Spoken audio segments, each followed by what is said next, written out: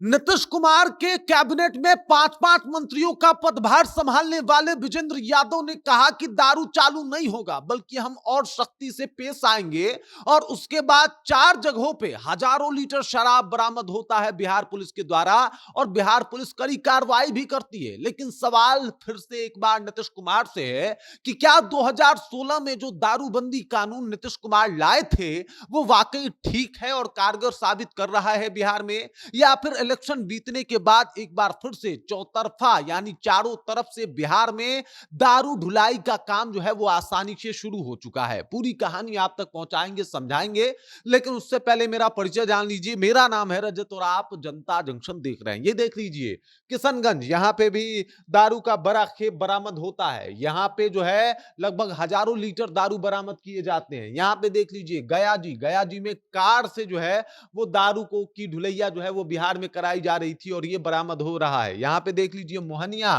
कैमूर, यहां पे भी दारू जो है, दारू के ठेकेदार कुछ दारू लेके इधर उधर कर रहे थे और वो पकड़े जाते हैं। और यहां पे गया जी देख लीजिए, गया जी में भी दारू भारी मात्रा में जो है वो धराया है, पकड़ाया है। और ये चारों तस्वीरें बता रही है कि भाई साहब दारू बिहार में आ तो रहा है, अब पकड़ाने की संख्या कितनी है ये अपने आप में एक सोचने वाली बात है। आपको बता दूं कि अगर एक औसत निकाला जाए तो जितना दारू बिहार में लाया जाता है उसका शायद 4 से 5% ही दारू पुलिस के हाथों लग पाता है। अगर मान लीजिए कि ये 1000 लीटर दारू पकड़े गए हैं तो इसका मतलब साफ है कि 5000 लीटर दारू आसानी से बिहार में पहुंचा भी दिए गए हैं, अगर एक आंकड़े को माना जाए तो। या फिर ये आंकड़ा अगर इस तरीके से काम करता है तो सवाल ये उठता है कि नीतीश कुमार क्या वाकई दारू रोकने में सफल हैं? क्या दारू रोक पा रहे हैं बिहार में? क्या बिहार में दारूबंदी कानून ठीक से लागू करवा पा रहे हैं? क्योंकि जिस तरीके से दारू की ढुलैया इलेक्शन के बाद शुरू हो गई है,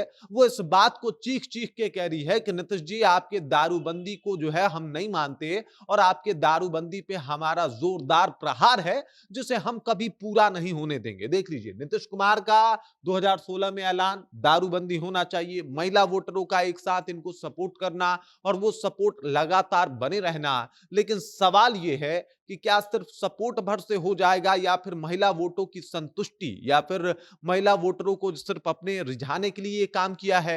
क्योंकि अगर बिहार के दारूबंदी को देखा जाता है तब एक इसका ध्रुवीकरण और राजनीतिकरण जो है वो साफ तौर पे सामने आता है। बिहार का दारूबंदी एक रिपोर्ट की माने तो ये बताता है कि बिहार का दारूबंदी है वो राजनीति से ज्यादा प्रभावित है, ना कि लोगों के स्वास्थ्य और हेल्थ से ज्यादा प्रभावित है। वो महिला वोटर के लिए प्रभावित है। और ये भी आंकड़े बताते हैं कि भाई साहब बिहार में जो दारूबंदी किया गया है वो सिर्फ और सिर्फ वोट के लिए किया गया है, ना कि लोगों तक दारू ना पहुंचने देने की ऐसी कोई मंशा है। आपको बता दूं सम्राट चौधरी एक इंटरव्यू में बात करते हुए ये कहते हैं कि चलिए अब कोई सड़क पे तो नहीं पीता, पहले वाली व्यवस्था तो नहीं होती। मतलब सम्राट चौधरी को भी पता है कि बिहार में लोग दारू तो पीता है लेकिन सड़क पे नहीं पीता, तो कोई बात नहीं है। मतलब यह है कि बिहार में दारू बैन तो है लेकिन लोगों तक आसानी से दारू पहुंच पा रहा है, और ये बिना पुलिस के मिलीभगत के नहीं हो सकता। आपको बता दूं कि पूर्व उप मुख्यमंत्री सुशील कुमार मोदी ने भी कहा था कि दारूबंदी को बिहार में पूर्णतः जो है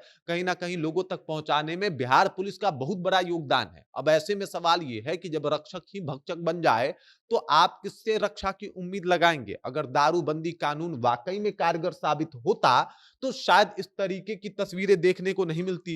ये एक दिन की तस्वीरें हैं जहां हजारों लीटर शराब जो है वो बरामद किए जाते हैं, और अगर आंकड़े की माने तो अगर हजारों लीटर शराब बरामद किए गए हैं तो लाखों लीटर शराब जो है वो आसानी से बिहार में पहुंच भी गए हैं। ये इसका जीता जागता उदाहरण है। अब सवाल ये उठता है कि विजेंद्र यादव ने नीतीश कुमार के कहने पे ये तो कह दिया कि हम सख्ती से काम करेंगे, लेकिन सवाल ये है कि वो सख्ती लागू कब होगा? ये इतनी बड़ी बड़ी कंपनियों का आप बिठाने का दावा तो कर रहे हैं, लेकिन सवाल उसके बाद यह भी उठता है कि क्या दारूबंदी का असर उन कंपनियों पे नहीं पड़ेगा? तमाम तरीके की बातें जो है वो सामने आ रही है और तमाम तरीके के सवाल भी लोगों के मन में आ रहे हैं कि नीतीश कुमार का दारूबंदी वाला फैसला क्या वाकई सही है या सिर्फ वोट और जनता को भुनाने के लिए ये दारूबंदी कायम किया गया है? आपको क्या लगता है? कमेंट कीजिए, अपना विचार हम तक पहुंचा दीजिए। बाकी आप देख रहे हैं जनता जंक्शन और मेरा नाम रजत है।